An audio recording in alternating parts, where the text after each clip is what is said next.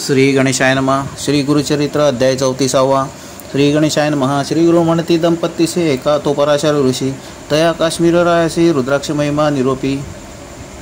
राजा म्हणे ऋषीश्वराशी स्वामी निरूपिल्या मासिक पुण्य घडले आत्मजासी रुद्राक्ष धारण करून या ज्ञानवंत ते आता जाण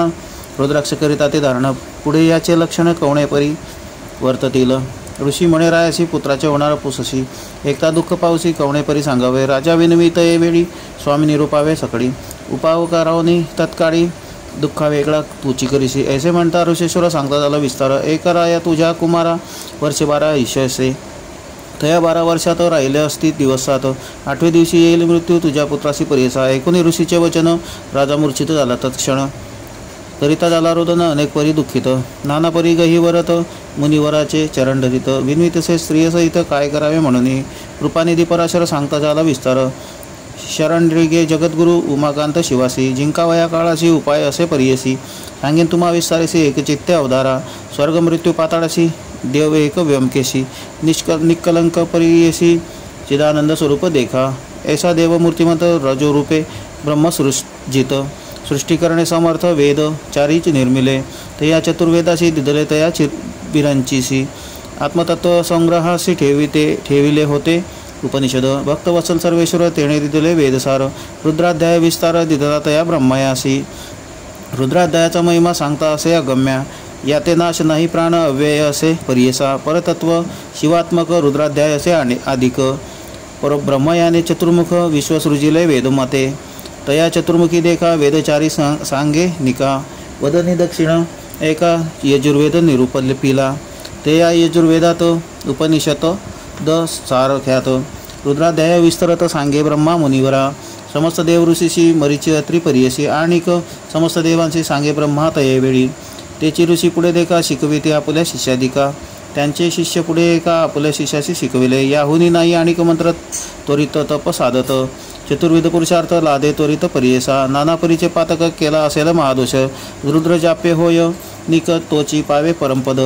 तेणे कर्मे परिहरती संसार होय निष्कृती जे जे श्री गुरुशी भजती तेची तरती भवसागर यमाची आज्ञा घेऊनी आली पातकी मेदिनी रुद्र जाप्य ते देखोनी पळोनी गेली परियसा जाऊन या यमाप्रती महापातके विनविती गेलो होतो आम्ही क्षिती भयचकित होऊनी आलो क्षितीवरी राहावयासी शक्ती नाही आम्हासी पाहता रुद्र जाप्यासी पोडतो आम्ही स्वामी या ग्रामोग्रामी नदी तीरी वसती द्विज महानगरी देवालयी पुण्यक्षेत्री रुद्र जाप्य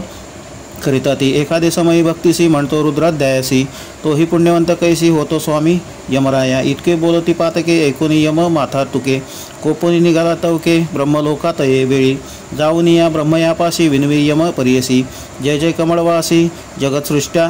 चतुर्मुखा आम्ही तुझे शरणागत आज्ञेवरी कार्य करीत पापी नरात्या आणित नरकारवर्ण पुरासी तुम्ही होनी मनुष्याशी स्वामित्व दिधले भरवसी रुद्राध्याय निधानेसी केवी कारणे दिधले ती येणे परी यम देखा विनविता झाला चतुर्मुखा प्रत्युत्तर देतसे एका ब्रह्मदेव यमासी अभक्तीने दुर्मतेसी रुद्रजाप्य करीती तयासी अज्ञान लोक तामसी उभे निजुनी पडती नर त्याते अधिक पापे घडती त्याशी तुम्ही दंडात त्वरिती जे का भक्तिभावे पडती ते त्वा सर्वदा वर्जावे बाधो नका तुम्ही एका सांगावे ऐसे पातका रुद्रजाप्य पुण्य अधिक जे जन म्हणती भक्तीसी पूर्वजन्मी पाप करीती अल्पायुषी होनी उपजती तया पापा होई निष्कृती रुद्रजाप्य करुन्या तेजो वर्चस्व बल धृती आयुरारोग्य ज्ञान संपत्ती रुद्रजप्ता वर्धती एक यमाय एकचित्ते रुद्रजाप्य मंत्रीसी स्नान करीती ईश्वरासी तेची उदक भक्तीसी जे जन करीती स्नानपान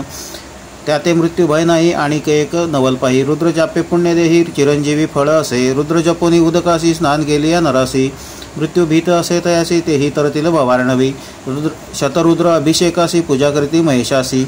ते जन होती शतायुषी पापनिर्मुक्त परियसा ऐसे जाणून मानसी सांगावे आपले दूतासी रुद्रजाप्य द्विजासी बाधो नको म्हणे ब्रह्मा ऐकुनी ब्रह्मा वचना यमाला आपुले स्थाना म्हणून परशरे जाणार रायापुढे निरोपिले आता तुझे कुमारासी उपाय सांगेन परियसा 10 सहस्र रुद्रेसी स्नपन करी शिवासी 10 सहस्र वर्षात वरी तुझे पुत्र वाचती स्थिरी राज्य करीतील धुरंधरी जैसा इंद्र अमरनाथ बोलवावे द्विजासी विद्वजन शांतासी ज्ञानी अनुष्ठान पाचारावे परियसा ऐशा विप्रांत करवी देखा करावा शिवासी वैशेका आयुष्य वर्धेल कुमारका सद्य श्रेय होईल येणे परी रायासी सांगे पराशर ऋषी राये महा आनंदेसी आयुष्यवर्धना आरंभ केला तये वेळी शतसंख्याक कलशासी विधिपूर्वक शिवासी पुण्यवृक्ष तळेसी अभिषेक करवी तसे त्याची जडे पुत्रासी स्नान करवी प्रतिदिवशी येणे परी 7 दिनेसी आराधिला ईश्वर अवधी झाली दिवस 7 मूर्छना आली अकस्मात क्षण एक पडला अचेत पराशरे रक्षिले तया समयी अवचित वाक्य झाले अदृश्य सवेची दिसे अद्भुत दंडहस्त महापुरुष महादंष्ट्र ज्वैचकित आले होते यमदूत सकळ द्विज रुद्र पडत मंत्राक्षता देता ते मंत्राक्षता ते अवसरी घालिती तया कुमरावरी दूत पाहती उभे दुरी जवळी येऊ न शकते येणेपरी द्विजवरे रक्षिल तया राजकुमारा आशीर्वचन देती थोर वेदश्रुती करून या इतकी यावरी राजकुमार सावध झाला मनस्थिर राजे याते आनंद थोर समारंभ करीत असे तया समयी ब्रह्मसुत नारद मुनी आला त्वरित राजा जाऊनी सन्मुखात अभिवंदिले तयवेळी राजा म्हणे ऋषीशी तू त्रैलोकी हिंडसी काय वार्ता विशेषी अपूर्व काही निरोपीचे नारद म्हणे रायासी गेलो होतो कैलासासी येता देखील मार्गाशी अपूर्व झाले परियसा महामृत्यूदूतासहित न्यावयाला तुझा सुत सवीची येऊनी शिवदूत तया मृत्यूसी पराभविले यमदूत पळून जाती तया यमापुढे सांगती आमुते मारेले शिवदूती कैसे जावे दीक्षितीसी यमकोपे निघाला वीरभद्रापासी गेला म्हणे दूता का मार दिदला निरपराधे स्वामीय तयवेळी वीरभद्र म्हणे झाला विधी रुद्र वर्षे 10 सहस्र आयुष्य असे राजकुमारा न विचाराती